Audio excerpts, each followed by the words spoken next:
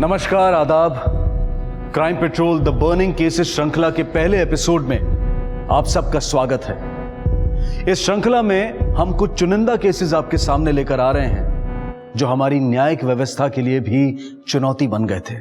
School college हमारी जिंदगी का अहम हिस्सा होते हैं। इन्हीं शिक्षा केंद्रों में हमारी पूरी जिंदगी की बुनियाद रखी जाती है। यही वो जगह होती है जहां हम अपने परिवार के अलावा बाहर की दुनिया से और अजनबियों से संपर्क में आते हैं। कुछ अजनबी हमारे लिए अजनबी ही रह जाते हैं, कुछ अजनबी दोस्त बन जाते हैं और कुछ हमारे दुश्मन बन जाते हैं। आज हम आपके सामने एक ऐसा केस लेकर आ रहे हैं जो अपनी तरह का पहला ऐसा अपराध था जिसने न सिर्फ देश की राजधानी को बल्कि पूरे देश को सख्ते में डाल दिया था। यह केस है देश की राजधानी नई दिल्ली का, जहां एक ऊंचे ओहदे पर नियुक्त एक पुलिस ऑफिसर के बेटे को इस जघन्य अपराध के लिए दोषी पाया गया।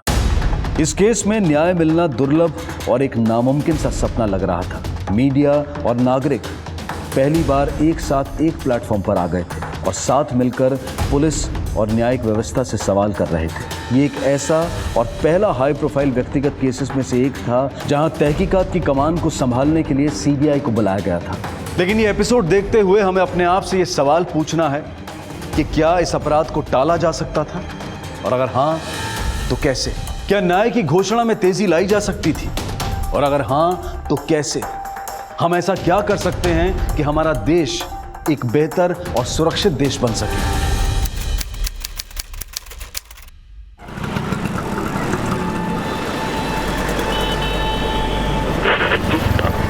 सुदर्शनी मंटू वर्सेस सतीश सिन्हा केस में अदालत ने सर्कमस्टांशियल एविडेंस यानी परिस्थितिक प्रमाण के तौर पर मिले सबूतों को मद्देनजर रखते हुए सतीश सिन्हा को बेनिफिट ऑफ डाउट दिया और बाइज्जत बरी कर दिया। सर, सतीश सिन्हा जैसे क्रिमिनल का इस तरह से बरी हो जाना, इतने घिनौने क्राइम को बेनिफिट ऑफ डाउट के नाम पे बरी कर देना, क्या प्रोसिक्यूशन इतना कमजोर रहा? आपको लगता है ये फैसला सही है? सतीश सिंह सतीश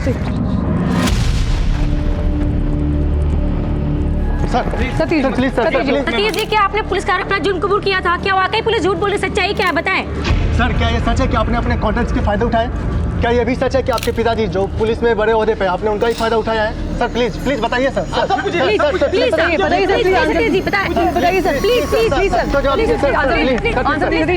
कुछ तो बोलिए, आप चुप क्यों हैं सर?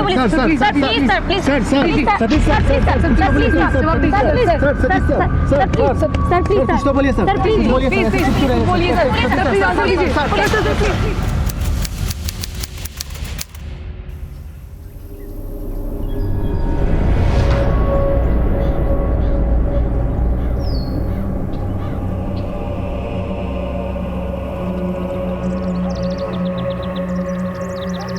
मंटू जी, बहुत बुरा लगा सुनकर। सुदर्शनी बिटिया के केस में उस सतीश सिन्हा को कोर्ट ने बरी कर दिया। लगता है सब मिले हुए हैं। दिमाग लग गया पूरे सिस्टम में।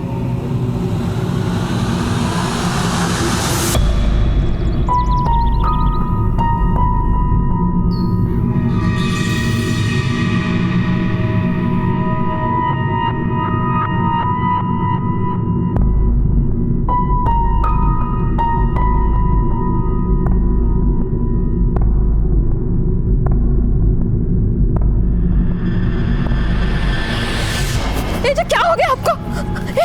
आप ठीक तो हो? क्या हो गया आपको? क्या हो गया? आप ठीक तो हो ना? बोलिए।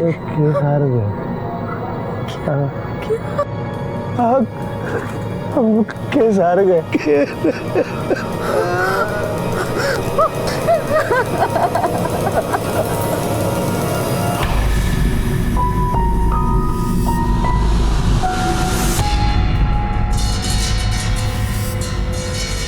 आज का बड़ा प्रश्न यह है कि क्या बेनिफिट ऑफ डाउट जैसे 3 मामूली शब्द सतीश सिन्हा या उस जैसे अपराधी को आजाद कर सकते हैं? क्या यह सीबीआई की विश्वसनीयता पर एक बहुत बड़ा धब्बा नहीं है? क्या देश के नागरिकों को इसी फैसले की उम्मीद थी? हर तरफ इस केस की चर्चा हो रही है और सबके मन में एक ही सवाल है कि यह आया हुआ फैसला क्या यह देश स्वीकार करेगा?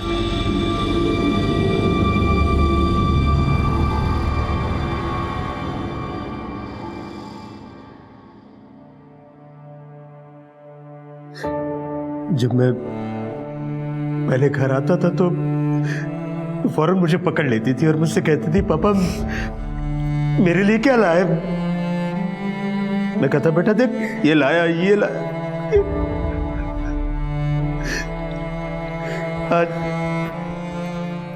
आज बिल्कुल खाली हाथ आया हूं। अपनी बच्ची के लिए कुछ भी नहीं ला पाया।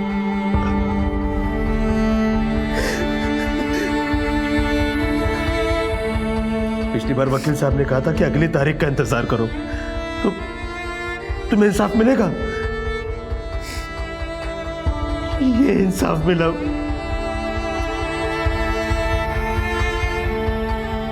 मैं अपनी बेटी को इंसाफ नहीं दिला पाया।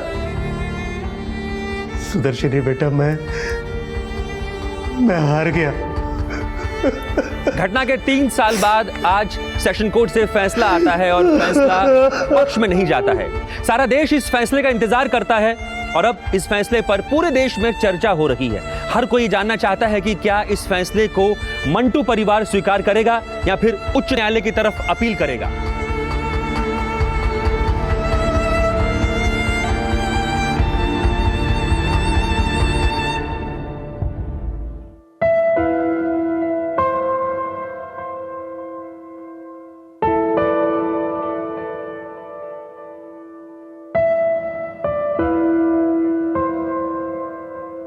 नहीं सुदर्शनी, मुझे कोई हक नहीं है तुम्हारे कमरे में आने का। जब तक मैं तुम्हें इंसाफ न दिला दूं, जब तक वो सतीश आजाद है, मैं ये दरवाजा नहीं खोलूंगा।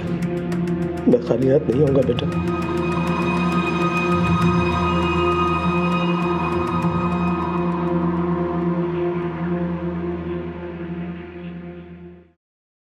तेज हवाओं में उड़ूंगी, आसमान को छूंगी, कि मुझे कोई रोके ना, कि मुझे कोई टोके ना। अभी तो तू हम दोनों का दिल बहला रही है, लेकिन कल को दिल्ली जाएगी तो कौन हमारा दिल बहलाएगा? क्या मम्मी, ये क्यों रोने धोने वाला सीन है? पापा, मम्मी को बोलो ना ये रोने धोने वाला सीन मत करे। मैं दिल्ली जा रही हूँ, देश छोड़ के थोड़ी ना जा रही हूँ। और वैसे भी मैं एक बार जब लॉयर बन जाऊंगी तो आप लोगों ने तो दिल्ली आना ही है ना? और उसके बाद ना आप मुझे अच्छा अच्छा खाना बना के देना, ताकि आपकी बेटी सुदर्शनी कोर्ट में लोगों को इंसाफ दिला सके। और फिर हम रात को सेलिब्रेट करेंगे और क्या बोलेंगे? Injustice in any way is a threat to justice everywhere.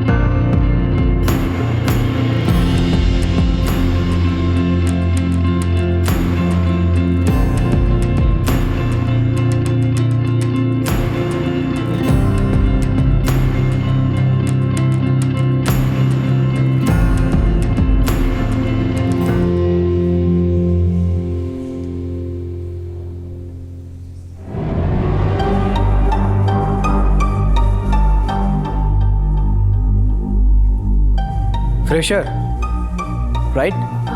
हाँ, यस। पेपर सबमिट करने? हाँ, वो एडमिनिस्ट्रेटिव ऑफिस जाना है। Come this way. Thank you. Second में। Thank you so much. You welcome. सुनना तो दर्जनी, आई एम हंग्री। चलना कैंटीन चल के कुछ खाते हैं। नहीं यार, मुझे घर जल्दी जाना है। वो चाचा जी के साथ ना मार्केट जाना है। हाँ फिर यार, में कुछ नहीं बिगड़ जाएगा। और तुझे पता है इस कैंटीन के समोसे बहुत अच्छे होते हैं। ये इतने बड़े बड़े लॉयर है ना, यहीं के समोसे खा के बने।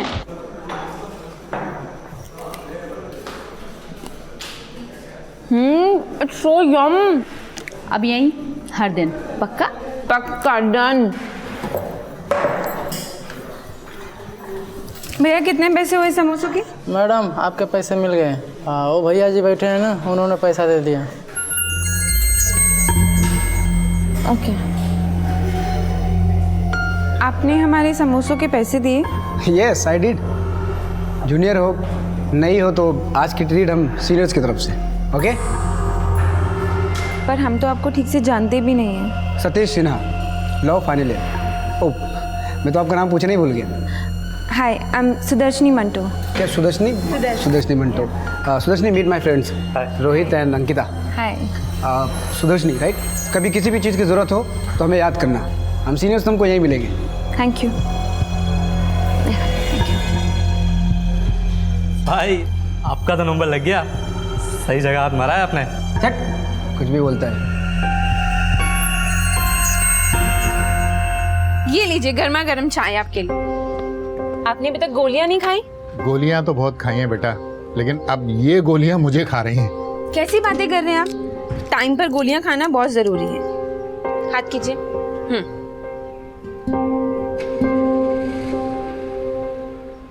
चाय लीजिए। बिल्कुल अपने पापा पे गई है।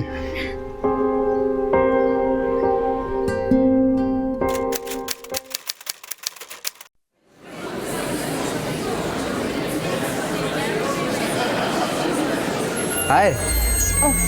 हाय। कौन सी बुक ढूंढ रही हो? Learning the law by Granville Williams, पर मिल ही नहीं रही है। नहीं मिल रही? नहीं। एक मिनट जरा। अरे मैडम जी, जैसा पता करना ये बुक किसके पास है, कौन सी बुक है? Granville Williams. वो बुक तो मदन कुमार के पास है। किसके? मदन कुमार के पास, और उसका रिटर्न करने का टाइम तो निकल चुका है। आप परेशान मत हो, आज शाम को आपको बुक मिल जाएगी। आज शाम को? अब इट्स ओके, आप टेंशन मत लो, जब रिटर्न होगी तो मैं खुद ही ले लूँ। अरे आप टेंशन मत लो, आज शाम को आपको बुक मिल जाएगी। Okay okay, thank you. Welcome.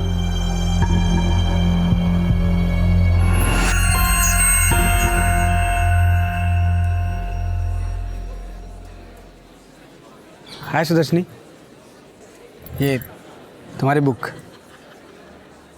मैंने मेरे नाम पे ली है, तो वापस करने का टेंशन मत लेना, आराम से पढ़ना पूरी। Thank you. ये वेलकम।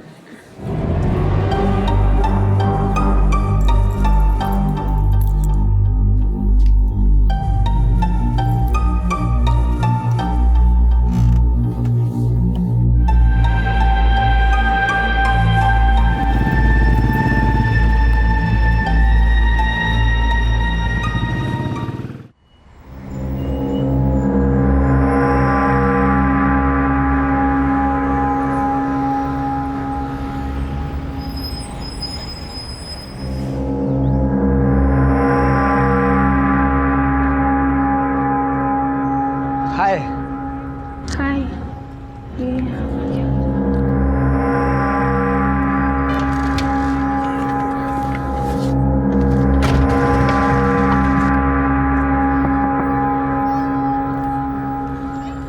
आपको मेरे घर का एड्रेस कैसे मिला? वो एक्चुअली यही बगल में मेरा एक दोस्त रहता है, उससे मिलके जा रहा था तो आपकी गाड़ी देखी, फिर अचानक आप भी दिख गई। आज कार छोड़िए ना, मैं ड्रॉप करता हूँ ना। नो थैंक्स, वो एक्चुअली मानसी मेरा वेट कर रही होगी तो मुझे वहीं जाना है। Thank you.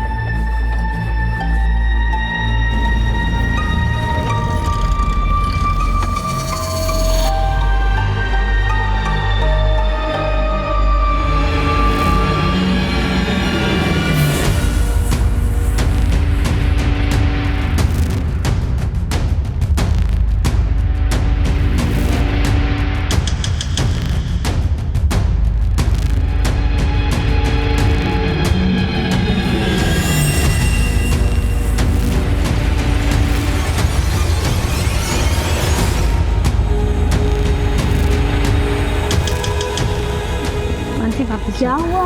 चल मैं तेरे को बात बताऊँ। लेकिन क्यों? सुदर्शनी, सुदर्शनी, सुदर्शनी, सुदर्शनी।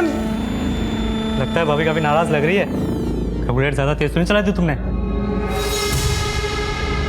हेलो मम्मी, कैसे हो आप? और आप दिल्ली कब आ रहे हो? आपको तो मेरी याद ही नहीं आती है ना? अच्छा, एक बात बता बेटा, तू हमें दिल्ली जाके भूल गई? हाँ, जस्ट जोकिंग मम्मा। अच्छा अब ये बताओ कि आप आ कब रहे हो? बहुत जल्दी आती हूँ। अच्छा सुन, तू खाना तो ठीक से खाती है ना? और पढ़ाई पढ़ाई कैसे चल रही बेटा? पढ़ाई सब मस्त चल रही है, बस यहाँ पे ना थोड़ा ट्रैफिक ज्यादा होता है और कुछ नहीं। जल्दी चल। हाँ चल तो रही हूँ। Tyre puncture Mansi. ले सुदर्शनी, इधर का भी पंचर। यार ये आज ही होना था क्या? और वैसे भी हम लेट हो रहे हैं यार। मैं नहीं मेरी वजह से लेट नहीं हुआ, मुझे मत बोलना प्लीज। हाँ हाय सुदर्शनी, क्या हुआ? बहुत परेशान लग रही। कुछ नहीं, वो गाड़ी के दोनों टायर पंचर हो गए हैं। तो कोई बात नहीं सुदर्शनी, मैं छोड़ दूंगा तुमको। No thanks. इट्स ओके, मैं उधर ही जा रहा हूँ तो मैं ड्रॉप कर दूंगा तुमको। No I really appreciate, but बाहर ऑटो खड़ा है, हम लोग चले जाएंगे। Thank you. अरे मैं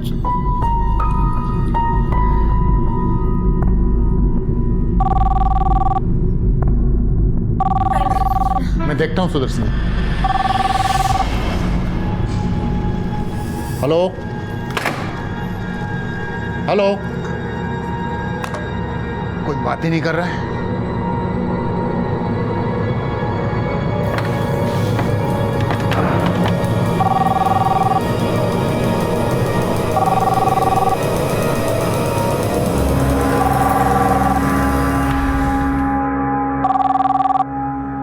हेलो हेलो सुदर्शनी, सतीश बोल रहा हूँ। हाँ बोलो। कई दिनों से तुम दिखाई नहीं दे रही हो, लगता है पढ़ाई जोरों में चल रही है। हाँ वो एग्ज़ाम आने वाले हैं ना, तो इसलिए। ओके ओके ओके, तो कल कॉलेज आओगी ना? आई डोंट नो, अभी मुझे पढ़ाई करनी है, सो बाय।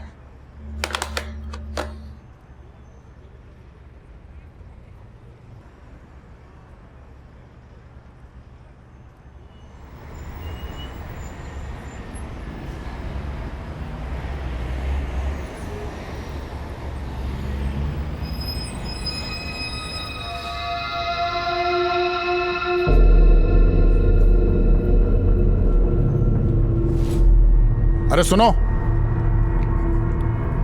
मैं? हाँ,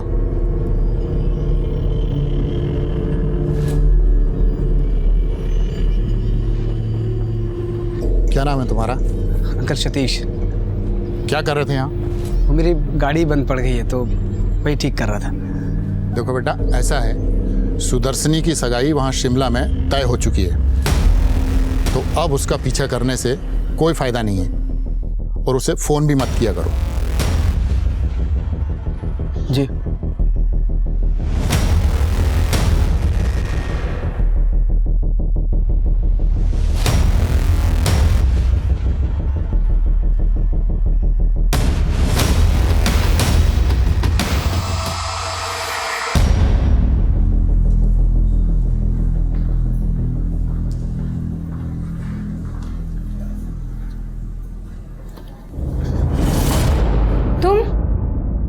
सुदर्शनी, आई लव यू। देखो मुझे पता है कि तुम्हारी एंगेजमेंट तय हो गई है, लेकिन एंगेजमेंट टूट भी तो सकती है अगर तुमको मुझे जैसा प्यार करने वाला मिल जाए तो। सुदर्शनी, मेरी आंखों में देखो और कहो कि तुम्हें मुझसे प्यार नहीं है। Stop this nonsense and stop following me. आगे से कुछ किया ना, मैं तुम्हारी पुलिस में कंप्लेन कर दूंगी, समझे? माँ, तुमको तुम्हारे ससुर जी मिलेंगे, मेरे पिताजी। कानून किसी के पिताजी का नहीं है, वो सबके लिए इक्वल है। मैं तुम्हें लास्ट टाइम वार्न कर रही हूँ कि मैं यहाँ पर पढ़ने आई हूँ और तुम मुझे ना डिस्टर्ब कर रहे हो। अगर आगे से ऐसा किया ना तो मैं सच में तुम्हारी कंप्लेन कर दूंगी, and I mean it, okay? Sir, मुझे कॉलेज पास आउट हुए सतीश सिन्हा के खिलाफ कंप्लेन करनी है। सर, सतीश सिन्हा कॉलेज से पास आउट है, लेकिन वो फिर भी कैंपस में आता है। मैं उसको इग्नोर करती हूँ पर वो फिर भी मुझे परेशान करता है। सर, आप प्लीज़ कोई एक्शन लीजिए। Don't worry, I will talk to him personally, okay? Satish, तुम्हारे खिलाफ कंप्लेन आई है। तुम जो भी कुछ कर रहे हो ठीक नहीं कर रहे हो। Focus on career, you have bright future. और फिर तुम्हें ये सब करने की क्या ज़रूरत है? सर, ज़रूर आपको कोई गलत इन्फॉर्मेशन दी गई। मैं तो बस जूनियर्स की हेल्प करता हूँ और आई थिंक उनको कोई गलत फहमी हुई है, वरना आज तक मेरी कोई कंप्लेन आई है आपके पास? बट सर, ये ऑब्जेक्शन तो बेसलेस है और मेरा रिजल्ट क्यों रोक लिया गया है? देखिए मिस सुदर्शनी, हो सकता है लेकिन अगर किसी ने ऑब्जेक्शन उठाया है तो I need to get your explanation. Sir मैं एक साथ 2 कोर्स नहीं कर रही हूँ sir. I finish my masters in 1991 और अभी मैंने लॉ में एडमिशन लिया है। अगर ये सच है तो आप जल्द से जल्द पेपर सबमिट कर दीजिए and collect your result. Shimla से आकर इतना अच्छा घर ढूंढ के दिया तेरे मम्मा ने रेंट पे तुझे। वो तो है, और पता है किस लिए? ताकि मुझे स्टडीज में प्रॉब्लम ना हो। तो यार मुझे सिविल प्रोसीजर याद ही नहीं हो रहा है, इसमें इतने डूज एंड डोंट्स है ना। गॉड सेम यार, और ऊपर से घर पे कोई है भी नहीं। I have to cook. तो ऑर्डर कर लेना बाहर से, क्या प्रॉब्लम है? वैसे अंकल आंटी कब आ रहे हैं? आई डोंट नो, आने ही वाले होंगे। तू एक काम करना, यहीं पे ही रुक जा, साथ में कोर्स स्टडीज करेंगे। प्लीज ना, प्लीज। नहीं नहीं नहीं जाना पड़ेगा, प्लीज प्लीज ना, प्लीज रुक जा यार। सुदर्शनी,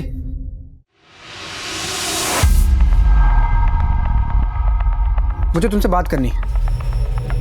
ये सो शेमलेस यार, परेशान करके रख दिया है इसने मुझे यार। तू रिलैक्स कर, मैं बात करती हूँ इससे।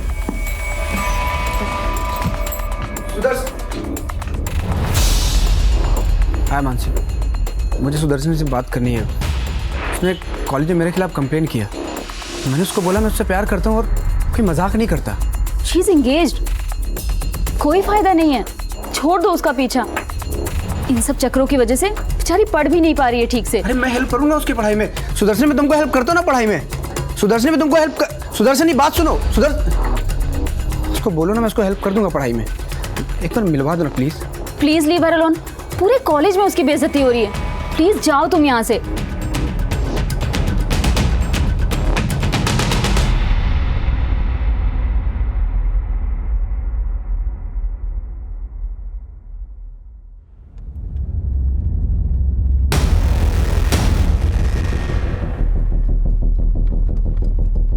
हाय हाय, अरे रोको ना, मुझे बात करनी है।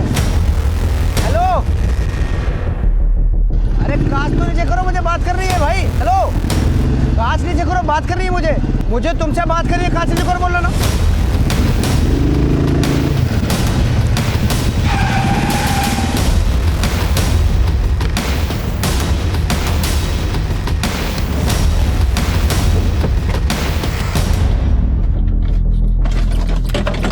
Satish, what's wrong with you? गाड़ी से उतरो। सतीश, मैंने बोला मेरी गाड़ी से उतरो। क्या प्रॉब्लम है तुम्हारी? मैं तुमसे बात कर रही हूँ, गाड़ी से उतरो। आखिर तुम्हारी प्रॉब्लम क्या है सतीश? मेरी चाबी। सतीश मेरी चाबी दो।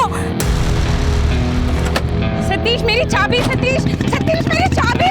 सतीश,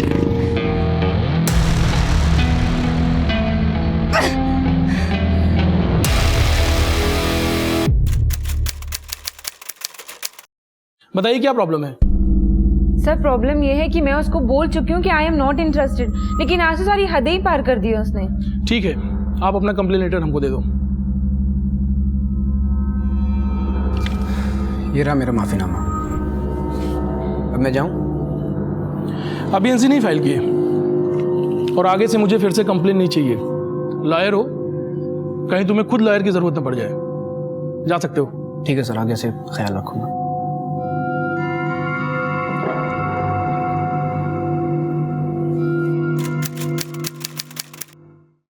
सर मुझे कंप्लेन लिखवानी है। बात हो रही है। चल ठीक है, मैं आती हूँ। Okay, bye bye. Sudarshani, Sudarshani, Sudarshani बात सुनो। सुदर्शनी, बोल रहा हूँ बात सुनो ना। तुमको आवाज दे रहा हूँ और तुम मुझे इग्नोर कर रही हो। मेरा हाथ छोड़ो। I love you, I love you very much Sudarshani. हाथ छोड़ मेरा। देखो सुदर्शनी, मैं तुमसे प्यार करता हूँ इसलिए सिर्फ हाथ पकड़ा हूँ। करने को तो मैं बहुत कुछ कर सकता हूँ। और एक बात कान खोल के सुन लो, अगर तुम मेरी नहीं हो सकती ना तो किसी की नहीं होने दूंगा। तुझे जो करना है कर ले, मैं तुझे नहीं छोड़ूंगा। सर हम सीरियसली फेड अप। आप प्लीज कुछ कीजिए उसके अगेंस्ट। मेरा कॉलेज जाना तो क्या, घर से निकलना भी मुश्किल हो गया है। ये रहा मेरा कंप्लेंट लेटर।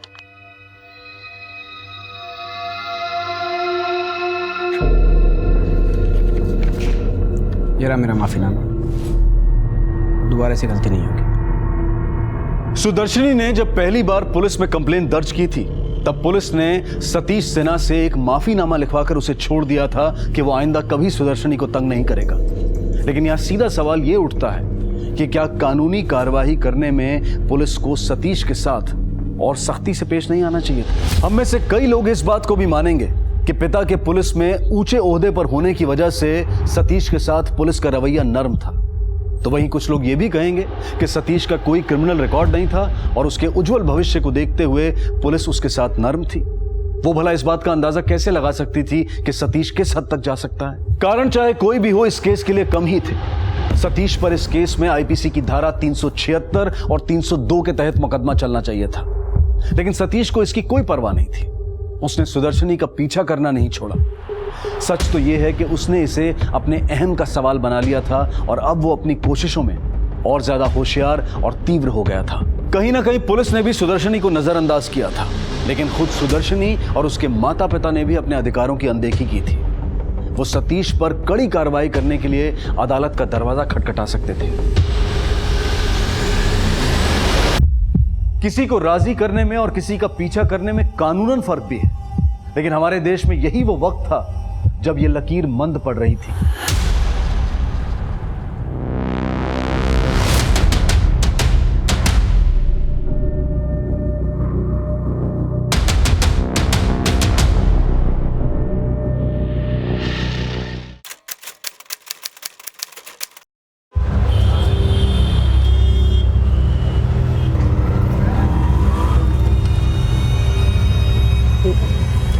ये लो, ये भीड़ काहे की इतनी? क्या हुआ है? हा? क्या हुआ? पता नहीं। अरे कौन है आप लोग? किधर जा रहे हैं? ये मेरा घर है, मेरी बेटी रहती है यहाँ पर। हमारा घर है। हाँ गुड़िया, गुड़िया, गुड़िया, गुड़िया।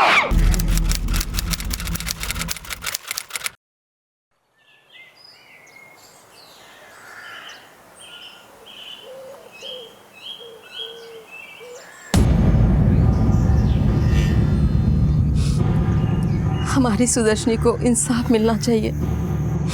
उस राक्षस को हम यूं ही नहीं जाने दे सकते। आपको कुछ करना होगा, आपको उसे न्याय दिलाना होगा।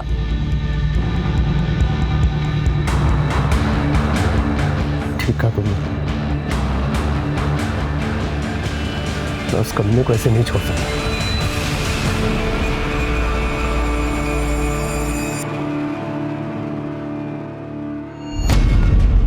Sudarshani, Sudarshani, I love you, I love you Sudarshani. रोको ना गाड़ी। सुदर्शनी, मुझे तुमसे बात करनी है, गाड़ी रोको ना।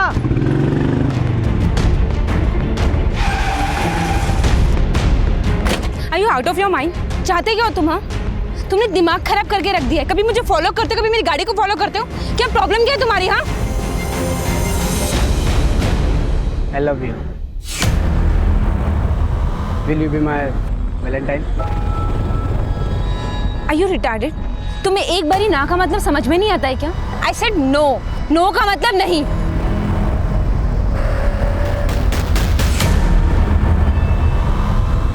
That's your Valentine.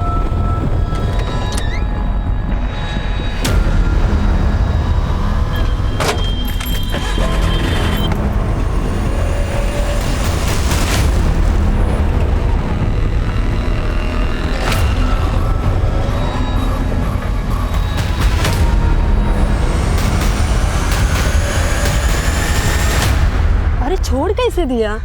वो तो बोल रहे थे कि वो बचेगा ही नहीं। दरिंदा था वो, इतनी बेरहमी से तो कोई जानवर को भी ना मारे।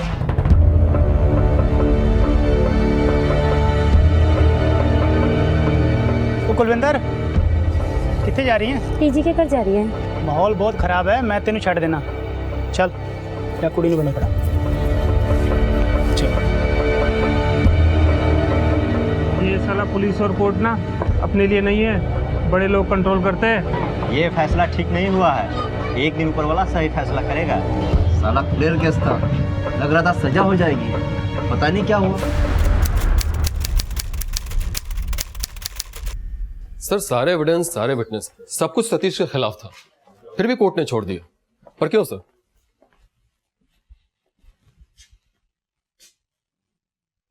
Benefit of doubt. कानून की किताब में ये वर्ड होना ही नहीं चाहिए था। इस केस की इन्वेस्टिगेशन के लिए हमने कितनी मेहनत की थी। हमारी काबिलियत और हमारे करियर के लिए ये केस एक बदनुमा दाग बन गया है। सीबीआई को ये केस दूसरे दिन ही चढ़ा गया था। सोचो, सीबीआई की ना चढ़ी तो हमारी कहाँ चलती। पर सर, सतीश सिन्हा ने तो हमारे सामने गुनाह कबूल किया था, फिर भी बरी कर दिया। यही तो खेल है। सीबीआई अगर केस ना लेती, बहुतों की नौकरी जाने वाली थी।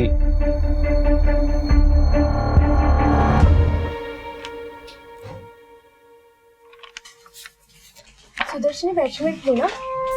हाँ थी। सुना है बहुत खूबसूरत थी। यस, और उसकी खूबसूरती उसकी परेशानी की वजह बन गई। उसकी किस्मत तो देखो, एक लॉ स्टूडेंट होने के बाद भी उसे न्याय नहीं मिला। वो बार बार कहती रही, जताती रही, लेकिन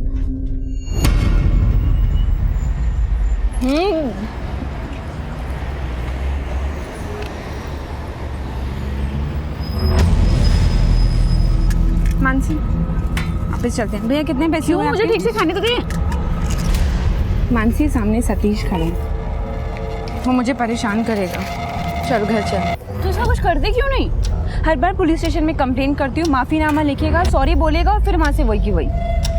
आज तक इतना बेशर्म लड़का ना मैंने नहीं देखा। चल मानसी।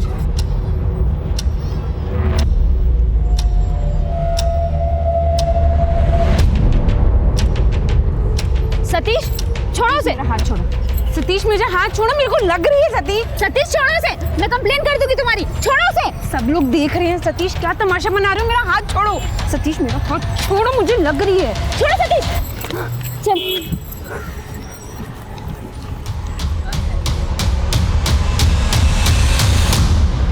थक चुकी थी वो।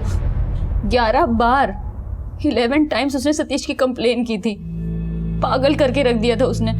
वो अपने चाचा जी के साथ आराम से सरोजनी नगर में रहती थी, लेकिन सिर्फ सतीश की वजह से उसने अपना घर शिफ्ट कर लिया।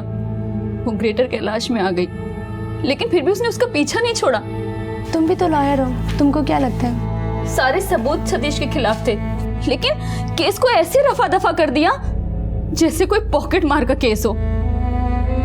हमें सुदर्शनी को इंसाफ दिलाना होगा एंड हमें उसके लिए खड़ा होना होगा।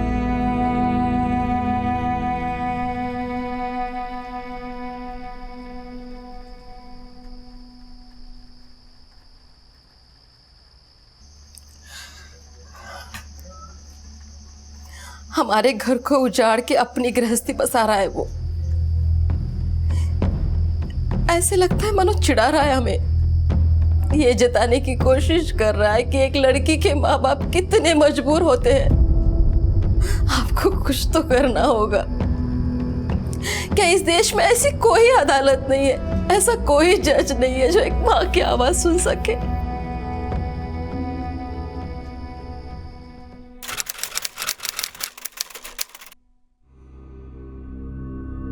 सिन्हा साहब, अब हम क्या कहें? रागिनी और सतीश दोनों खुश हैं तो? सतीश को हम जानते हैं, वो बोलता नहीं है, पर हमें पता है रागिनी इसे पसंद है। पर वो आपका केस, अभी कोर्ट ने अपना फैसला नहीं सुनाया है। क्या बात कर रहे हैं भाई साहब, केस तो कब का क्लियर हो गया, कोर्ट ने बरी भी कर दिया है। अरे वो तो इसे फंसाया गया था। देखिए, रागिनी हमें पसंद है। ठीक है सिन्हा साहब, हमें ये रिश्ता मंजूर है।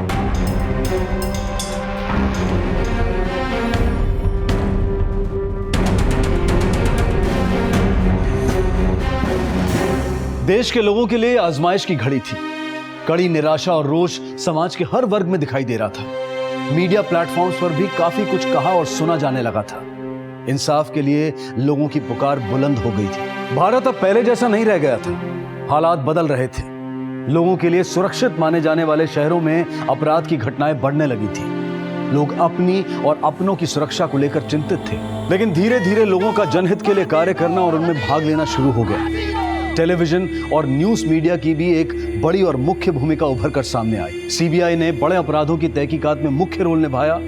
अदालतों ने कड़ा रुख इख्तियार किया और लोगों ने अपनी आवाज उठाना और न्यायिक व्यवस्था पर टिप्पणी करना शुरू कर दिया। लोगों ने अपने जज्बात, अपनी भावनाओं को अपनी ताकत बनाया, उसे जोड़ा और पहली बार सभी नागरिक एक साथ आए।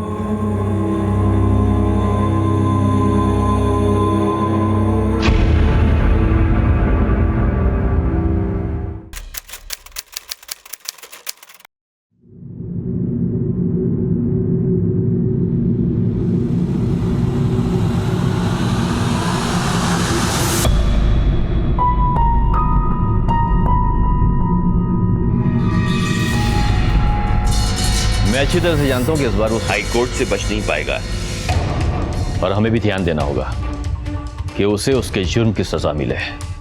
सर सबूत तो ट्रांसपेरेंट था, लेकिन टेक्निकल इश्यूज के कारण उसे बेनिफिट ऑफ डाउट मिला था। बड़ी मेहनत और ईमानदारी के साथ में हमने इस केस पे काम किया था और हमें अपने दामन से दाग भी मिटाना है। लेकिन एक बात की खुशी है, भले देर से ही सही, लेकिन इस बार इंसाफ जरूर मिलेगा। पता नहीं क्यों पर इस केस को लेकर बहुत अजीब सा लग रहा है। इतनी सलीके से इन्वेस्टिगेशन की, सुदर्शनी के कहने पे अपना एक आदमी भी उसकी सिक्योरिटी में लगा दिया। क्या नाम था उसका? सर नागेंद्र सिंह। मुझे भी याद है सुदर्शनी पहली बार खुद यहाँ आई थी। सब प्लीज हेल्प मी। उसने मेरा बाहर आना जाना सब मुश्किल कर दिया है। मैं बहुत परेशान हूँ। सब प्लीज आप कुछ कीजिए। सतीश सिन्हा, वो सिन्हा साहब का लड़का है ना? हाँ सर। सर इतनी बार माफीनामा लिखकर दे चुका है लेकिन वो फिर भी बाज नहीं आता। सर आई रिक्वेस्ट यू कि आप उसके खिलाफ कुछ ना कुछ एक्शन लो। रिलैक्स मैम, आपको फिक्र करने की बिल्कुल जरूरत नहीं। मैं अपना एक कांस्टेबल आपकी सिक्योरिटी के लिए लगा देता हूँ। ओके? नरेंद्र जी आप कल बता देते ना। अच्छा चलो कोई नहीं, मैं पापा मम्मी को ना 30,000 ड्रॉप करने जा रही हूँ, फिर सीधा वहीं से कॉलेज चली जाऊंगी। आप वहीं पर आ जाइएगा। ठीक है, ओके। रेडी? चलो चले। पापा अपने पेपर्स रख लिए सारे? हाँ मैंने तो रख लिए, लेकिन तेरी मम्मी से पूछ उसने रखे या नहीं रखे। बस हो गए शुरू। आपको तो मौका मिलना चाहिए कुछ बोलने का। हे भगवान बस करिए, नो आर्ग्यूमेंट। चलिए।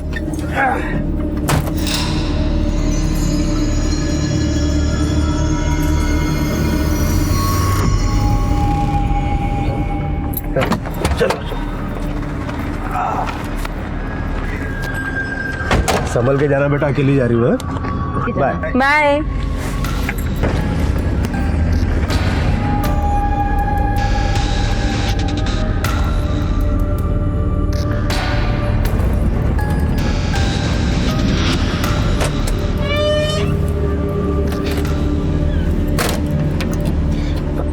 सॉरी मैडम, वो आ जाने में थोड़ा लेट हो गया मैं। अरे कोई नहीं नागेंद्र जी, आप एक काम करिए, आराम से बाहर ही बैठिए, मैं कॉलेज जो कराती हूँ। ठीक है।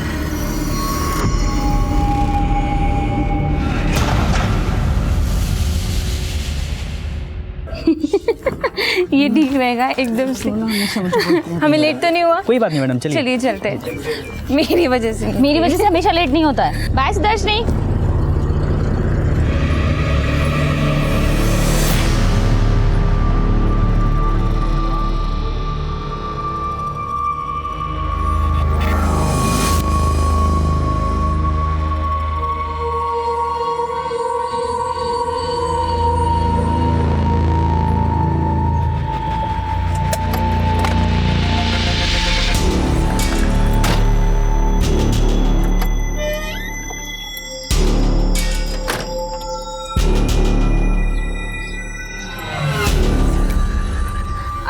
नागेंद्र जी आप एक काम करिए, आप लंच करके ना आराम से 5:30 तक आ जाइए। मैं घर पे ही हूँ। जी मैम।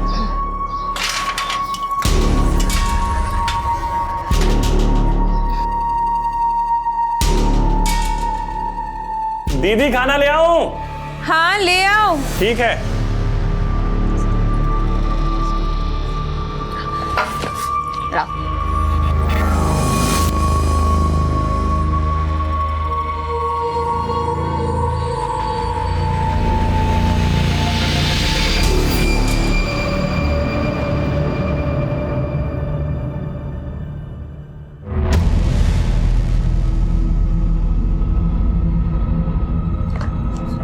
दीदी मैं थोड़ा बाहर जा रहा हूँ। क्यों? साउथ एक्स पे मेरा दोस्त आ रहा है, मैं मिलके आ रहा हूँ। ठीक है। ठीक है दीदी।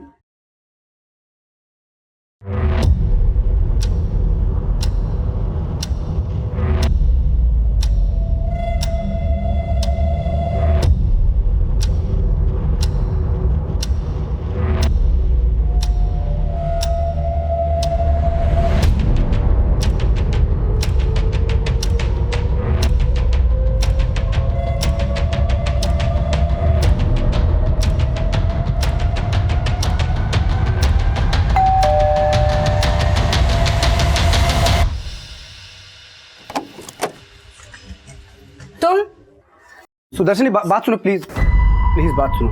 देखो तुमने मेरे खिलाफ कंप्लेंट किया, इसलिए मैंने कॉलेज में सिर्फ एप्लीकेशन डाला। तुमने 11 बार कंप्लेंट किया, बार बार पुलिस स्टेशन जाना पड़ता है मुझे, लेकिन मैंने सिर्फ तुम्हारे लिए एक एप्लीकेशन डाला है। मैं तंग आ चुका हूँ यार इन सब चीज़ों से, मैं बाहर आना चाहता हूँ, इसलिए प्लीज़ बैठ के मेरे साथ 2 मिनट बात कर लो। सुदर्शनी मैं मानता हूँ मैंने तुमको परेशान किया है, मैं ना नहीं बोल रहा हूँ, लेकिन यार बात नहीं करेंगे तो सॉल्व नहीं होगा। प्लीज़ दरवाज़ा खोलो Sudarshani, I am really sorry यार, even I want to move on. Please दरवाज़ा खोलो प्लीज़।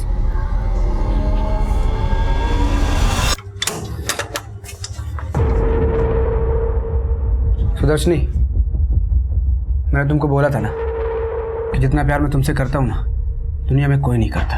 तुम इसलिए अंदर आए थे ना, दिखा दी ना अपनी औकात, बाहर निकले वैसे। मुझे कोई बात नहीं करनी, गेट आउट। मुझे कोई बात नहीं करनी। मैं तुमसे प्यार करता हूँ, मुझे तुमसे बात करनी है। तो मुझे कोई बात नहीं करनी है सतीश, प्लीज निकलो बाहर से, निकलो। सतीश गेट को, सतीश कुंडी क्यों लगा रहे हो? मेरी बात सुनो यार तुम।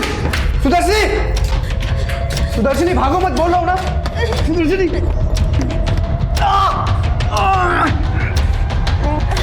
यह घटना किसी डरावनी फिल्म से कम नहीं थी।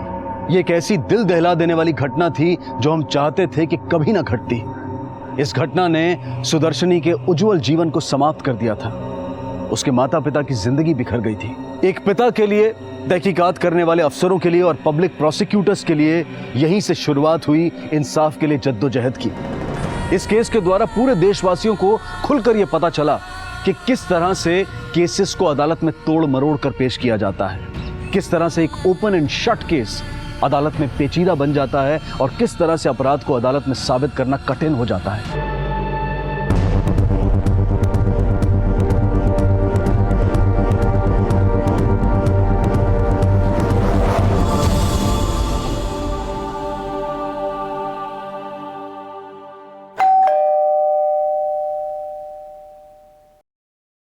गाड़ी तो मैडम की यहीं पे, कहाँ गई है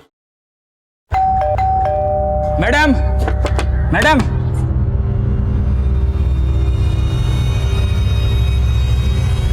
madam madam madam madam madam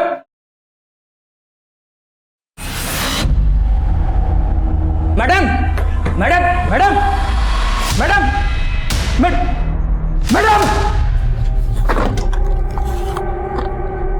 hello, greater Kalarpur station, मैं कांस्टेबल नागेंद्र पॉल बात कर रहा हूँ।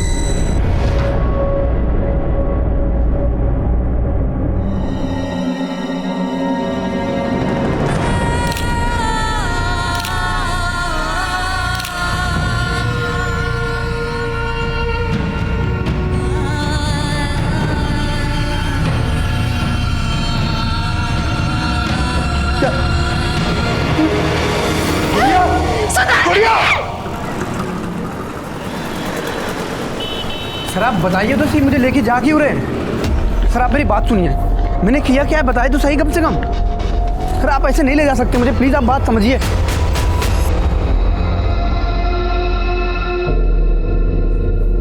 सर आप किसी से भी पूछ लो मैं कहाँ था। कहाँ थे तुम? ये तो मैं जानना चाहता हूँ। सर मैं कॉलेज में लेक्चर अटेंड कर रहा था। अब मैं जाऊँ सर? ये तुम्हारे हाथ में चोट कैसे लगी? कुर्सी से लगी या बेंच से? सर ये पुरानी चोट है, ब्लड लेके गिर गया था। इनको हॉस्पिटल लेके जाओ और इनकी नई पुरानी सारी चोटों का मेडिकल टेस्ट कराओ, और हाँ इनके आसपास मोहल्ले में ही पूछताछ करो। सर एक मिनट, इसके लिए मेडिकल की क्या जरूरत है सर? अरे आप तो लॉ की पढ़ाई कर रहे हैं ना, आपको तो पता होगा कि फॉर्मेलिटी के लिए सब करना पड़ेगा। हाँ लेकिन सर इसके लिए मेडिकल की जरूरत नहीं है। अरे जरूरत कितनी है वो हमको पता है, आप उठिए। सर मैं बता रहा हूँ आपको, मैं बुलेट लेके गिर गया था, मामूली सी चोट है सर, मेडिकल की जरूरत नहीं है, मैं बोल रहा हूँ। आ जाइए आ जाइए आ जाइए, चलिए। एक मिनट सर, मेडिकल की क्या जरूरत है सर? आ जाइए। सर 5 बजे करीब मैंने सतीश को घर के अंदर जाते हुए देखा था, और लगभग 5:30 के करीब वो घर से बाहर निकला और बाइक पर बैठ के निकल गया। और हाँ सर एक बात और, उसका हेलमेट आगे से टूटा हुआ था।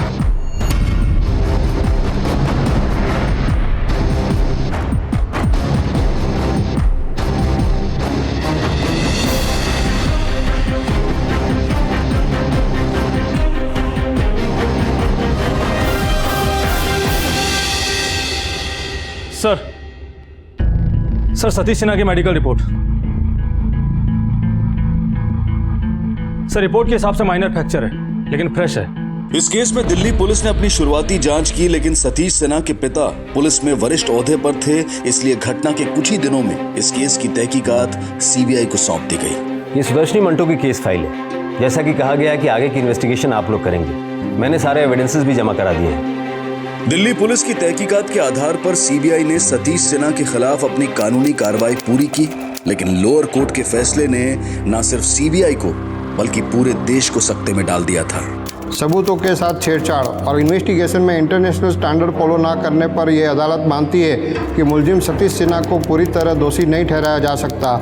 इसलिए बेनिफिट ऑफ डाउट देते हुए ये अदालत सतीश सिन्हा को बाइज्जत बरी करती है।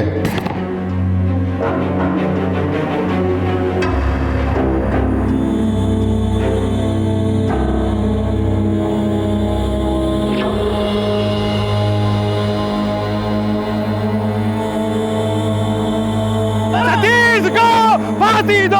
सतीश को फांसी दो! सतीश को फांसी दो! सतीश को फांसी दो! इंसाफ को बहाल करो! इंसाफ को बहाल करो! केस को फिर से खोलो! केस को फिर से खोलो! गुनहगार को सजा दो! गुनहगार को सजा दो!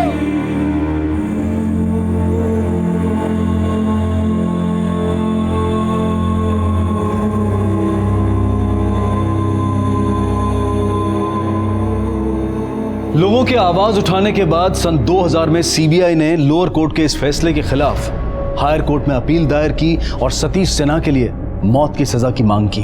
पर जैसे हर कोई इस केस को भूल गया था, सन 2000 से 2006 तक कोई सबूत नहीं पेश किए गए, कोई कार्रवाई नहीं की गई।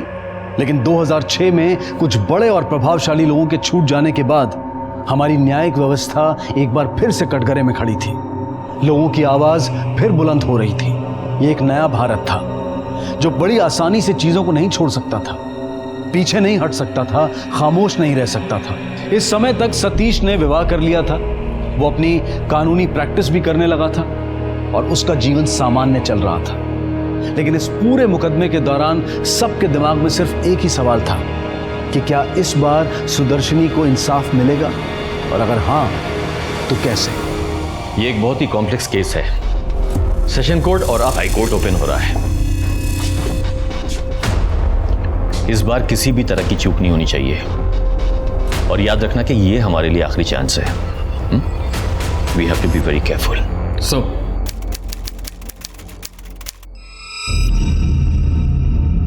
क्राइम सीन पे सतीश सिन्हा को देखा गया था, और जिन दो लोगों ने सुदर्शनी के घर के बाहर सतीश को देखा था, उनके बयान के अनुसार timeline is perfect in sync. तकरीबन शाम 5 बजे मैंने सतीश सिन्हा को अपनी काली बुलेट से घर के बाहर आते हुए देखा था। उसके बाद ये उतर के घर के अंदर चले गए और इनके हाथ में एक काले रंग का हेलमेट भी था। शाम 5:30 बजे के करीब मैंने इनको घर से बाहर निकलते हुए देखा। योर ऑनर, किसी को आते जाते देख लेने से कोई कसूरवार नहीं बन जाता। क्या इनमें से किसी ने भी मौके वारदात पे मेरे मौकिल को देखा? बाहर तो बहुत से लोग घूमते रहते हैं। क्या इस बिना पर उन्हें कसूरवार ठहराया जाए, उन पर कत्ल का मुकदमा चलाया जाए? ये दामोदर पंडित जी का बयान, जिसमें उन्होंने साफ लिखा है कि उन्होंने 5 बजे सतीश को घर में जाते हुए देखा था। और ये है श्री पवन शर्मा का बयान, जिसके अनुसार उन्होंने शाम को 5:30 बजे सतीश सिन्हा को उसके घर के बाहर आते हुए देखा है। घर के आसपास घूमने से किसी को मर्डर डिक्लेयर नहीं किया जा सकता। मैं मानता हूं कि मेरे क्लाइंट सतीश कुमार सिन्हा उस दिन सुदर्शनी मंटो से मिलने उसके घर गए, लेकिन उसके बाद वो अपनी कॉलेज गए, उन्होंने लेक्चर अटेंड किया। योर ऑनर, यह है वो लिस्ट उन गवाहों की जो इस बात की पुष्टि करने के लिए तैयार है। यस सर, सतीश उस दिन हमारे साथ ही लेक्चर अटेंड कर रहा था।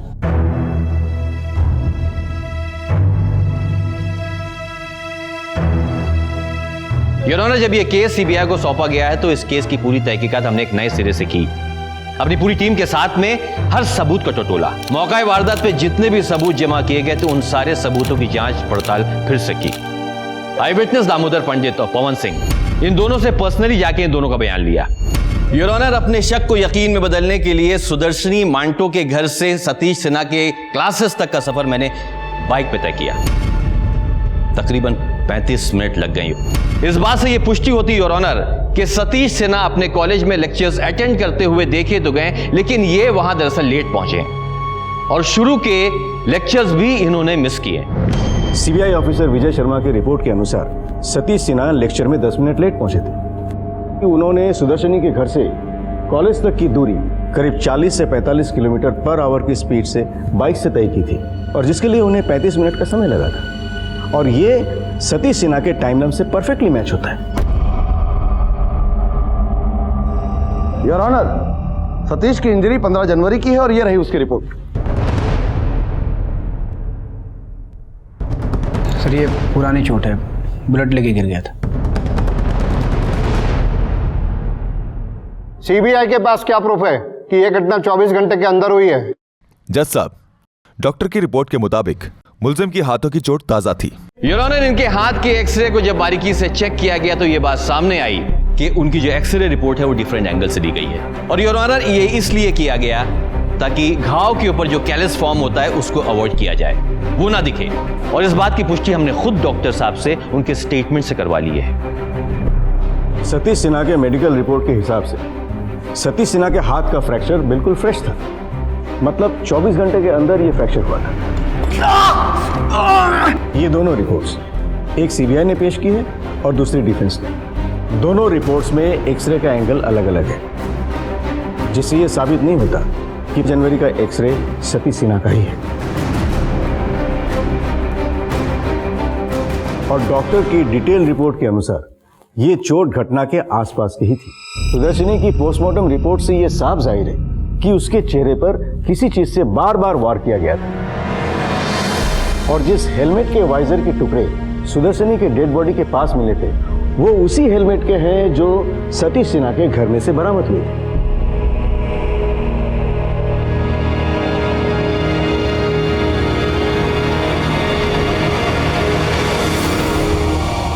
सर, हेलमेट का वाइजर टूटा हुआ था, लेकिन मैं ये जानना चाहता हूं कि क्या दो हेलमेट एक जैसे नहीं हो सकते?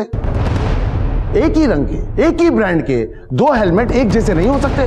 क्या यह जरूरी है कि सीबीआई को जो हेलमेट के टुकड़े मिले हैं वो मेरे मौकिल के हैं?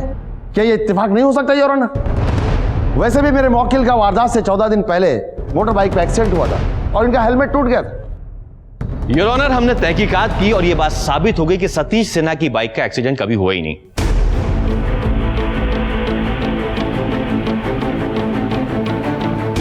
सुदर्शनी के घर आते वक्त सतीश के हाथ में हेलमेट का होना,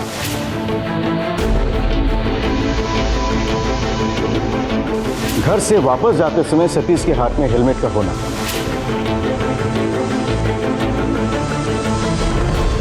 सुदर्शनी के लाश के पास हेलमेट के वाइजर का टुकड़ों का पाना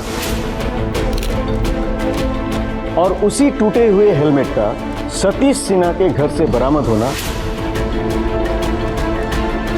इन तमाम वाकया को सच साबित करता है, क्योंकि जो हेलमेट के वाइजर के टुकड़े बच गए थे उनसे टूटे हुए टुकड़े मैच कर लिए गए थे।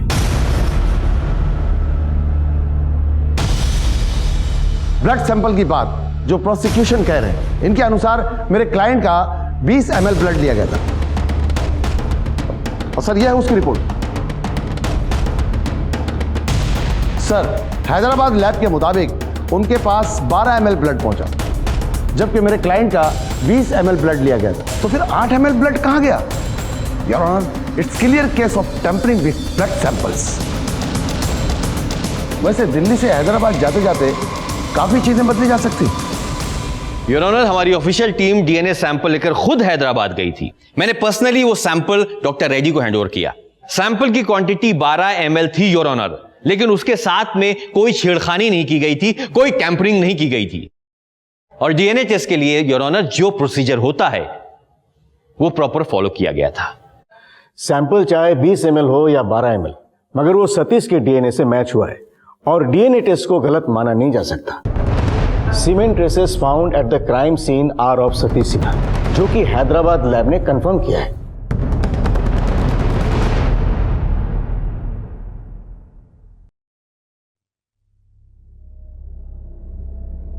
योर ऑनर, एक इंपॉर्टेंट पार्ट जो हम सभी मिस कर रहे हैं कि हाइमन वॉज नॉट रप्चर्ड, मतलब रेप हुआ ही नहीं।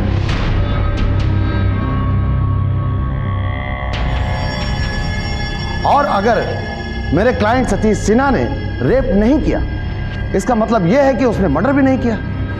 यह बात रिपोर्ट में आ चुकी है योर ऑनर।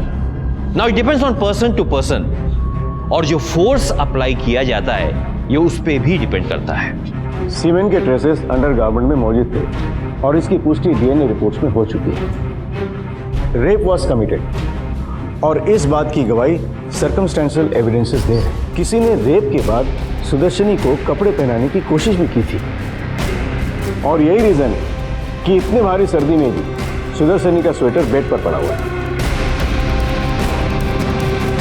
और सुदर्शनी के पोस्टमार्टम के रिपोर्ट के हिसाब से उसके चेस्ट और बॉडी पे जगह जगह ब्रूटली काटने के निशान पाए गए। It's a clear case of rape. Semen का डीएनए सतीश से मैच होने के कारण यह प्रूव होता है कि रेप और मर्डर सतीश ने ही किया है।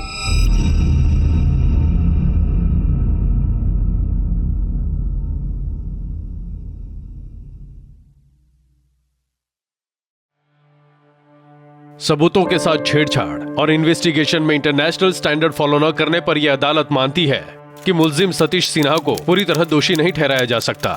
इसीलिए बेनिफिट ऑफ डाउट देते हुए यह अदालत सतीश सिन्हा को बाइज्जत बरी करती है। सारे गवाहों और बयानात को मद्देनजर ये अदालत सतीश सिन्हा को सुदर्शनी मंटो का बलात्कार करने और हत्या करने का दोषी मानती है और इंडियन पेनल कोड धारा 302 और 376 के तहत सतीश सिन्हा को फांसी की सजा सुनाती है, to be hanged till death.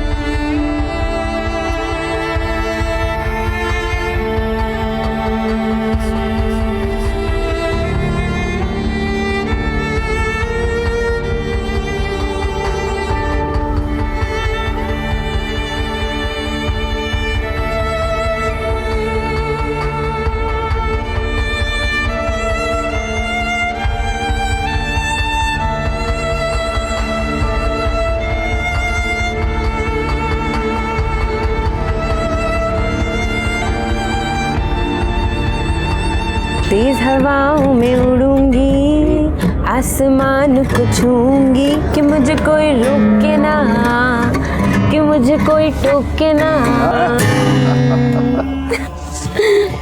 आप मुझे अच्छा अच्छा खाना बना के देना ताकि आपकी बेटी सुदर्शनी कोर्ट में लोगों को इंसाफ दिला सके और हम लोग रात को फिर सेलिब्रेट करेंगे। और फिर क्या कहेंगे?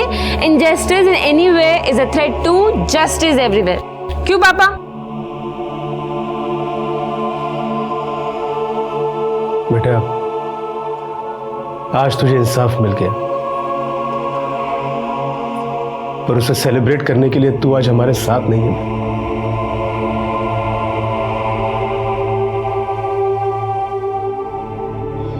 हाई कोर्ट ने अपने फैसले में कहा कि सतीश सिन्हा को इस केस में बाइज्जत बरी करने का निचली अदालत का फैसला सरासर गलत था।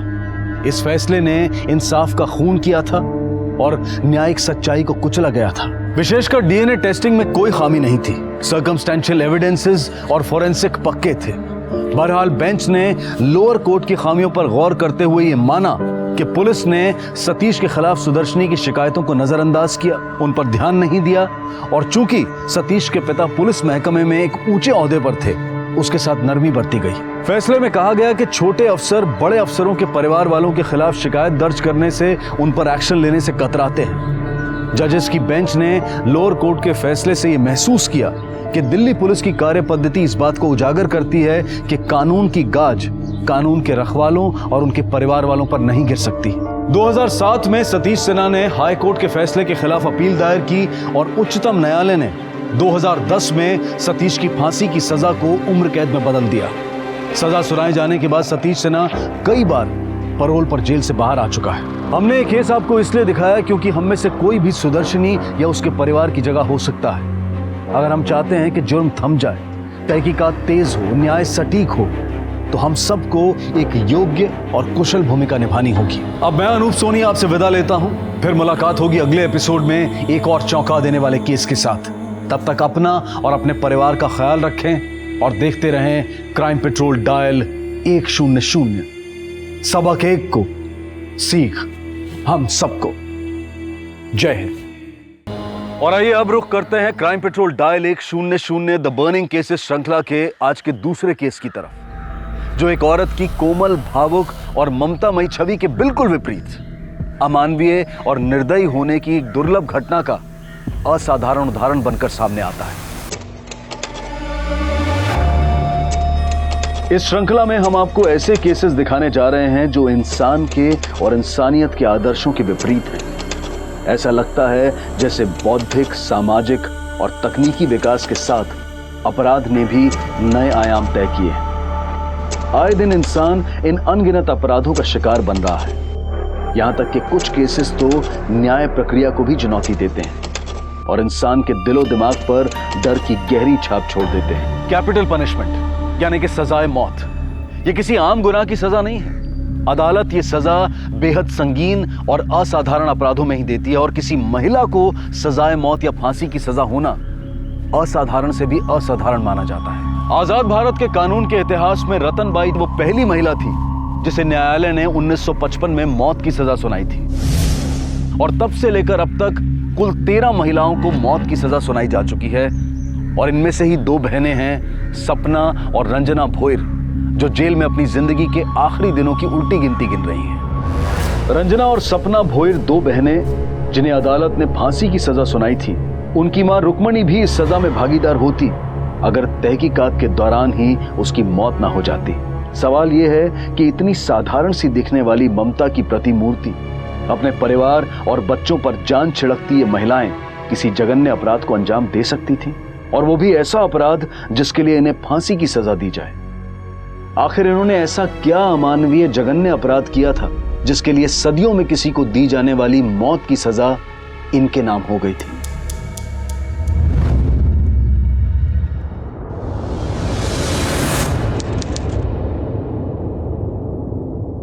सुषमा, सुनो ना, आज कोशिश करना जल्दी आ जाओ। मेधा की तबीयत ठीक नहीं है और मेरी आई की भी तबीयत ठीक नहीं है। मैं मेधा को लेकर आई के पास जाऊंगी, तो देवकी के पास आपको रुकना पड़ेगा। ठीक है, तुम टेंशन मत लो, मैं आधे 1 घंटे में आ जाऊंगा। जी।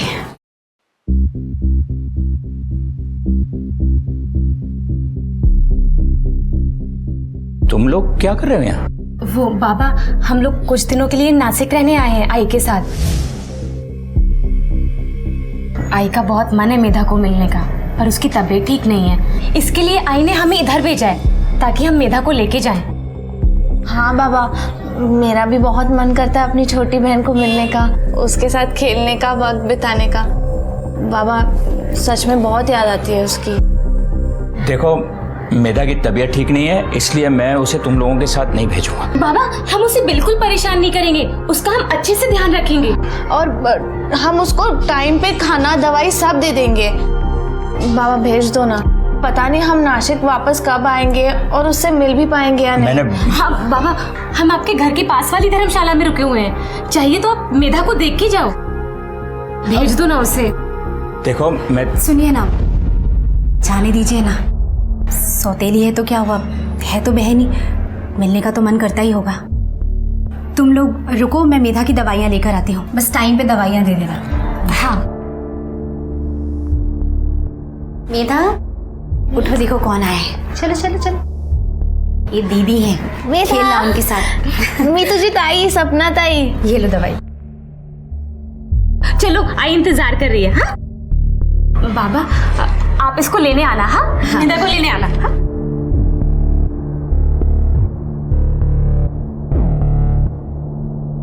क्या जरूरत थी भेजने की? तुम मना भी तो कर सकती थी। अब जाने भी दीजिए,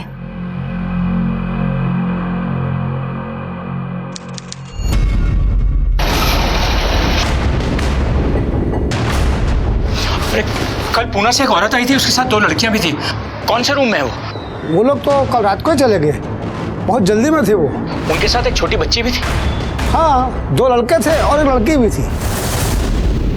आपकी पहली बीवी और बेटी ने आपकी बेटी को किडनैप किया, मतलब आपकी पहली बीवी ने अपनी दूसरी बेटी और आपकी बेटी ने अपनी बहन को किडनैप किया?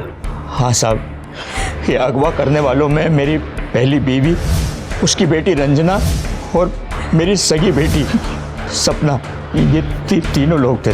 अगर वो आपकी सगी बेटी थी तो फिर वो अपनी बहन को क्यों किडनैप करेगी? पता नहीं सर, शायद बदला लेने के लिए। कैसा बदला? आप थोड़ा डिटेल में बताइए ताकि हम इस केस को समझ सके। सर मैं मिलिट्री में था सर, पुणे कैंप में। मेरी मुलाकात रुक्मणी से हुई। हम लोग एक दूसरे को पसंद करने लगे और फिर हमने शादी कर ली। लेकिन सर उसकी एक शादी पहले ही हो चुकी थी। उसका पति ट्रक ड्राइवर था, उसकी एक बेटी थी रंजना, फिर हमारी एक बेटी हुई सपना। मैं उन लोगों से बहुत प्यार करता था, लेकिन उनकी हरकतों की वजह से मुझे उन्हें छोड़ना पड़ा। कैसी हरकत है? जेब काटने की। मैंने उनको समझाया सर, पर उन लोगों ने मेरी एक भी बात नहीं मानी, बल्कि मेरी बेटी सपना को भी उन्होंने अपने रंग में रंग लिया। उसे भी जेब काटने की ट्रेनिंग देने लगे। रुक्मणी बहुत ढीठ औरत है साहब, तंग आकर मुझे उसको छोड़ना पड़ा। फिर मुझे सुषमा मिली और मैंने इससे शादी कर ली। हम लोग नासिक शिफ्ट हो गए साहब। जब आपको उनसे इतनी प्रॉब्लम थी तो फिर आपने अपनी बेटी को उनके साथ भेजा क्यों? बुरा वक्त था साहब, क्या बोलूं। आपके पास अपनी पहली बीवी और बेटी का कोई फोटोग्राफ है?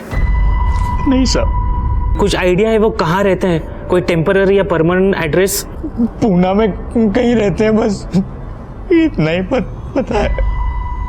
लाखों की आबादी में 3 महिलाओं को ढूंढना, और वो भी सिर्फ उनके नाम की जानकारी के आधार पर, यह बहुत मुश्किल जान पड़ता है। रुक्मणी, रंजना और सपना को ढूंढने के लिए नासिक पुलिस ने पुणे पुलिस से संपर्क किया। पुणे पुलिस की हर संभव कोशिश के बाद इन तीनों का कुछ पता नहीं चला। मेधा को गायब हुए 2 महीने बीत चुके थे। किरण और सुषमा की आंखें आस लगाए नहीं थक रही थी कि न जाने कहां से उनकी बेटी अचानक उन्हें पुकारती हुई चली आए या उसके बारे में कोई खबर मिल जाए।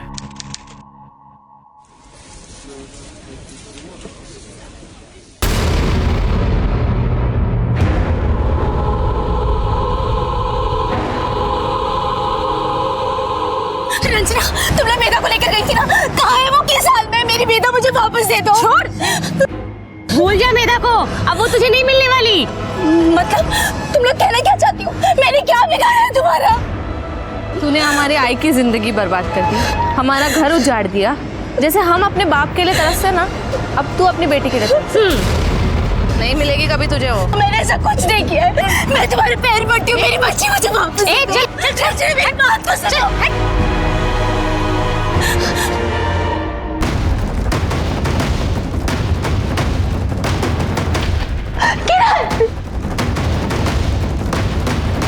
क्या हुआ? मैंने उन्हें मार्केट में देखा। कौन? किन्हें देखा? कहाँ? सपना और रंजना को।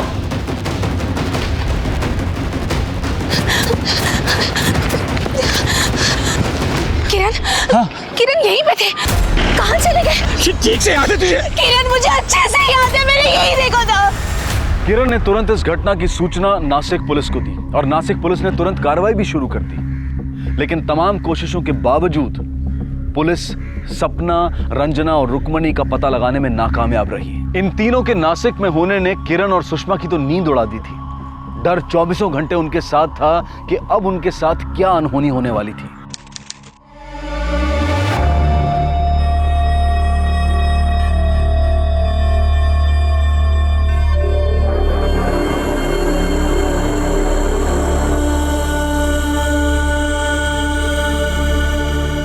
सुषमा,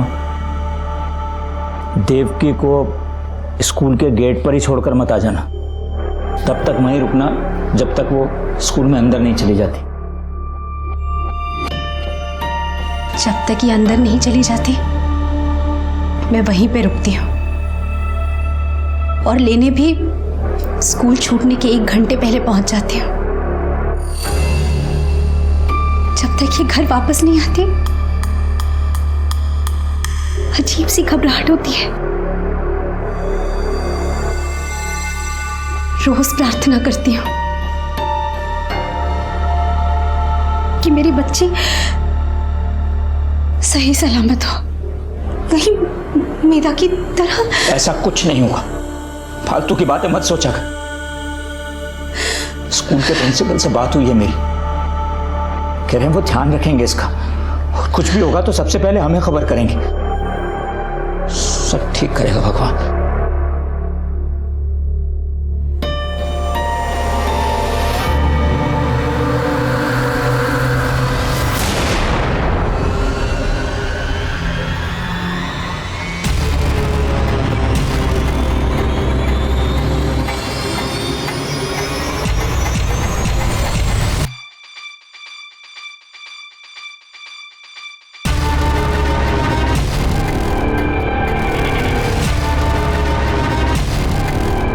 देवकी कशी आहेस?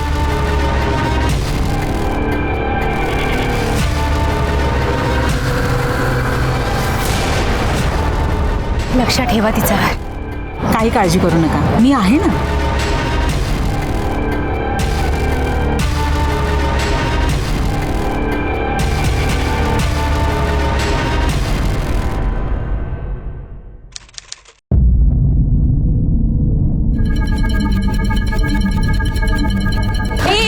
कहाँ जा रही हो? अरे देवकी बात है, उसको बुला दो, जाओ। उसकी बहन की तबीयत बहुत खराब है, हम उसको लेने आए। जाओ बुला दो। ऐसे नहीं बुला सकती, बच्चे को लेके जाने के लिए माँ बाप की परमिशन लगती है। अरे अभी तो बताया ना कि उसकी बहन की तबीयत बहुत ज्यादा खराब है, उसके आई बाबा उसके साथ है, इसके लिए हमको भेजा है उसको लाने को। तभी भी उसे नहीं ले जा सकते, उसके माँ बाप बोलेंगे या आएंगे तभी लेके जाएंगे। अरे लेकिन अच्छा ये लो, ये आप तो उसे भेजो ना। ज्यादा शांति करती है क्या? प्रिंसिपल को बता दूं? हाँ जा, जो करना है कर ले, देख लेंगे तुझको हम। क्या समझती तू अपने आप को? चल देख लेंगे तुझे, देख लेंगे।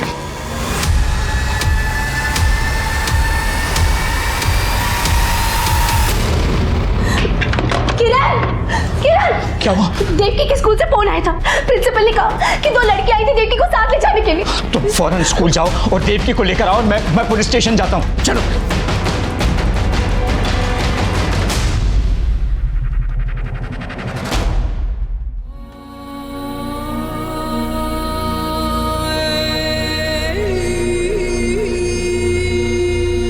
रंजना और सपना की देवकी को अगवा करने की कोशिश एक स्कूल कर्मचारी की सूझबूझ की वजह से नाकाम हो गई थी, और वहीं दूसरी तरफ पुणे पुलिस पिछले 2 महीनों से रुक्मणी, रंजना और सपना के कारनामों को पिछले 10 सालों की चार्जशीट में तलाश कर रही थी, और आखिरकार उन्हें सफलता मिली।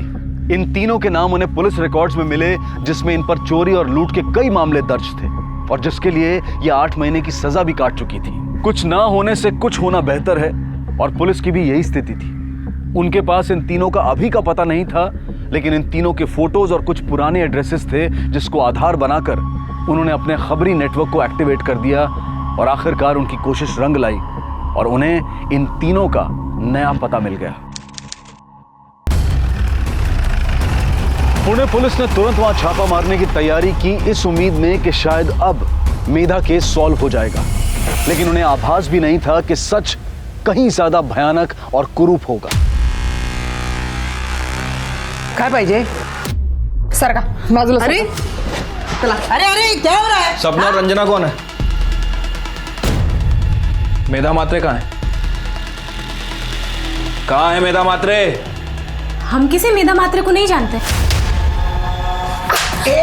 मेरे बेटे को हाथ लगेगा तो हाथ तोड़ डालोगी तेरा, छोड़ूंगी नहीं, तो डालोगी नहीं, तो डालोगी। मेरे बेटे को मारना नहीं, छोड़ूंगी नहीं मैं, छोड़ूं।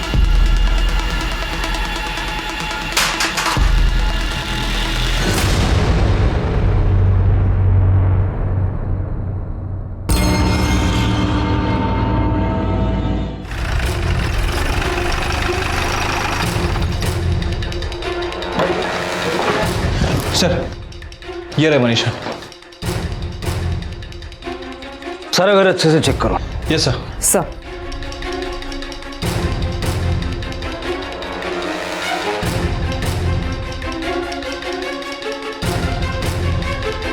सर ये फोटोग्राफ्स मिले।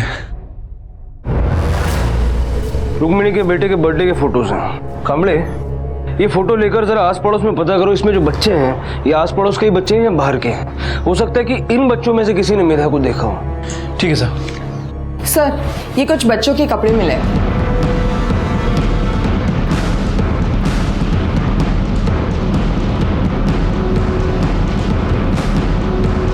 ये रुक्मिणी के तो 2 पोते हैं ना सर? ये लड़कियों के कपड़े हैं, क्या कर रहे हैं? और अलग अलग साइज के कपड़े हैं, मतलब अलग अलग उम्र की लड़कियां हैं। अच्छा, इस फोटो में जो बच्चे हैं इन्हें पहचानती है?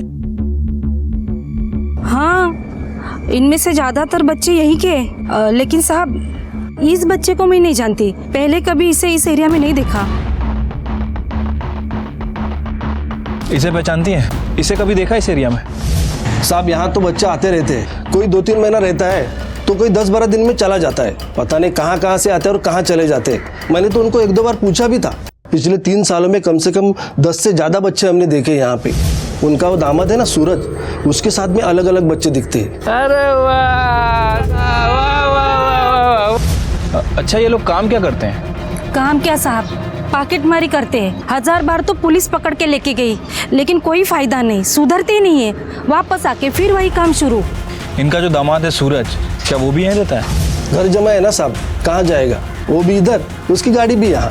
वो देखो साहब, उसकी गाड़ी। कांबळे, यहाँ तो ऐसा कुछ मिला नहीं जिससे ये साबित हो सके कि मेधा यहीं थी, लेकिन कुछ बच्चियों के कपड़े मिले हैं और रुक्मिणी के दोनों पोते हैं। इस तरह से लड़कियों के कपड़े, वो भी अलग अलग साइज के हैं। सर, पड़ोसी का भी कहना है कि उन्होंने इनके घर पे बहुत सारे छोटे छोटे बच्चों को देखा है। और सर, ये सूरज की कार है। सर, अगर वाकई इनके घर में कुछ चल रहा था तो हो सकता है कि उसके सबूत इस कार में भी मिले। सर, हमें इस कार की फॉरेंसिक टेस्ट कराना चाहिए।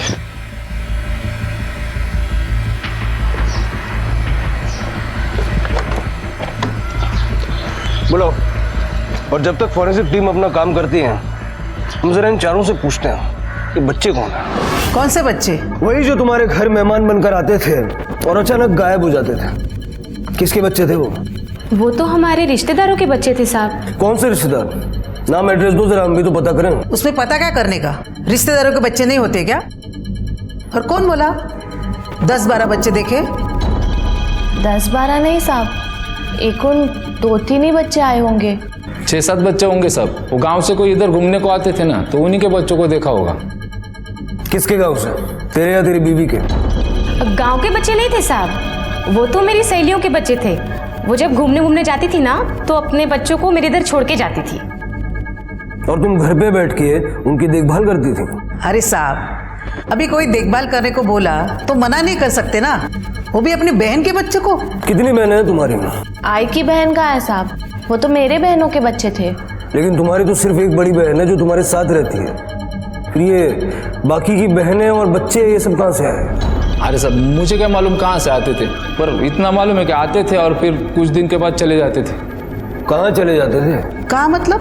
अपने घर जाएंगे। साहब क्या हुआ है?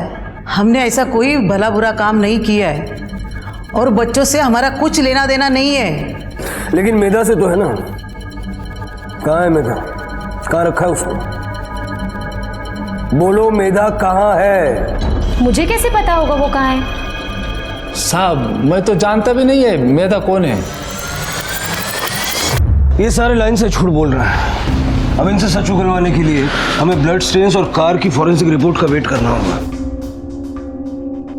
कांबळे, इन 2 बच्चों को पड़ोसियों ने नहीं पहचाना, इसका मतलब कि ये दोनों बाहर के हैं। लेकिन ये साबित कैसे हो? सर ये रुक्मिणी बहुत शोर मचा रही है। उसका कहना है उसके नाती को उसके पास छोड़ दे। गीता, मैं उनकी फरमाइशें पूरी करने के लिए नहीं बैठे। उनसे जाके कह दो कि बच्चे एनजीओ में हैं और सही सलामत है, और दोबारा अगर पूछे तो 2-4 रख भी देना। कांबळे, कल सुबह दोनों बच्चों को बुलाओ, देखते हैं उन्हें कितना पता है। ठीक है सर।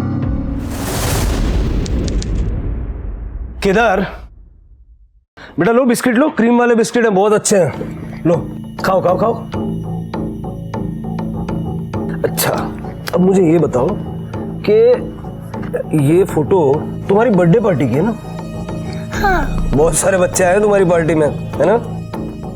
वाह। अच्छा बताओ, ये सारे बच्चे तुम्हारे मोहल्ले के हैं? हाँ, अच्छा। वैसे कुछ बच्चे तो तुम्हारे घर पे रहने के लिए भी आते थे ना? ये राजा है। अच्छा, ये राजा है। तो ये किसके साथ आया था? आज ही और आई स्कूल आई थी, पर ये ज्यादा दिन नहीं रहा था, ये चले गया था। अच्छा अच्छा अच्छा। और ये? अरे ये तो अमर है, ये मेरा सबसे अच्छा दोस्त है। तो बेटा ये अमर किसके साथ आया था? कौन लाया था इसको? इसको आई लाई थी, फिर ये मेरा दोस्त बना। कहाँ से लेके आई थी अमर को आज ही? पता नहीं, लेकिन अंकल उसके पापा के पास बहुत बड़ी गाड़ी है, प्लास्टिक की नहीं, सचमुच की। अच्छा, तुम्हें कैसे पता? अमर ने बताया। अच्छा, तो ये अमर तो अब आपके साथ नहीं रहता ना, ये कहाँ गया? वो तो नहीं पता कहाँ गया। बेटा तुम्हारे घर में ऐसे हमेशा रहने के लिए आते थे ना बच्चे? तो तुम कितने छोटे थे जब से बच्चे आते हैं इस तरह? इतना नहीं, इतना। ओह, तब तो आपके बहुत सारे दोस्त बने होंगे। तो एक बात बताओ, तुम्हारे घर में कितने बच्चे आके रहे हैं? कितने बच्चे थे बेटा? 4? 40?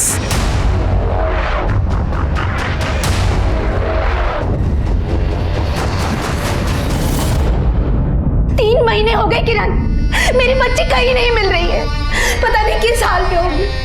किरण प्लीज प्लीज मेरी बच्ची को ढूंढो, छोटी बच्ची है वो। किरण मेरी बच्ची को ढूंढ लाओ। सुषमा, सुषमा। सर, रुक्मणी के घर की दीवार पे जो खून के धब्बे मिले थे उसकी रिपोर्ट आ गई है। सर AB नेगेटिव है। मैंने मेधा के फादर से कंफर्म किया, मेधा का ब्लड ग्रुप O पॉजिटिव है। और सर रुक्मणी की फैमिली में भी किसी का ब्लड ग्रुप AB नेगेटिव नहीं है। मतलब वो खून किसी और का है? इनके घर पे जो बच्चे आए शायद उनमें से किसी का हो सकता है सर, क्योंकि सूरज की कार में भी जो खून के धब्बे मिले हैं उसका ब्लड ग्रुप O नेगेटिव है और किसी से मैच नहीं होता। मतलब ये मामला सिर्फ किडनैपिंग का नहीं है, उससे आगे भी कुछ है। मेरा बच्चा। अब सूरज की बारी।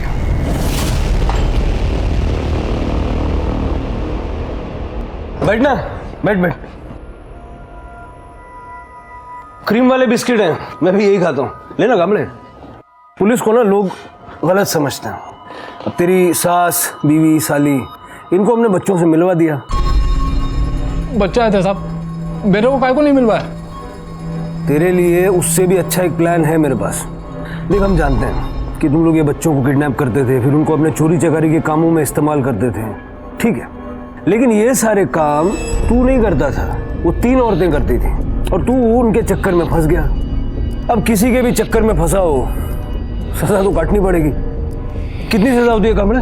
सर कम से कम 10 साल के लिए जाएगा, या फिर उम्र कैद भी हो सकती है। अरे नहीं नहीं साहब, मेरे को उम्र कैद काय को होगी? अरे उम्र कैद तो बहुत कम बोल रहा है ये, फांसी भी हो सकती है। तेरी गाड़ी में और घर में खून के धब्बे मिले हैं। नहीं नहीं साहब, वो सब मैंने नहीं किया है, मैंने तो बस उनको। बोल ना। देख, तू सिर्फ ये बता तूने क्या किया है और उन 3 औरतों ने क्या किया है। अगर तू सब बताने के लिए तैयार हो जाएगा तो हम तुझे सरकारी गवाह बना देंगे। सरकारी गवाह बनने का मतलब समझता है ना? तू सरकारी गवाह बन के हमें सब कुछ बताएगा, हम उनको सजा दिलवाएंगे। उसके बाद तू अपने बच्चों के साथ आजाद अपनी नई जिंदगी की शुरुआत कर, जैसे अपने बच्चों के साथ रहना चाहता रहे, ठीक है? वरना फिर ये उम्र कैद तो तय है। सब खून हुए होंगे तब भी। खून हुए? कितने? पहले मेरे को सरकारी गवाह बनाओ साहब, फिर बताऊंगा।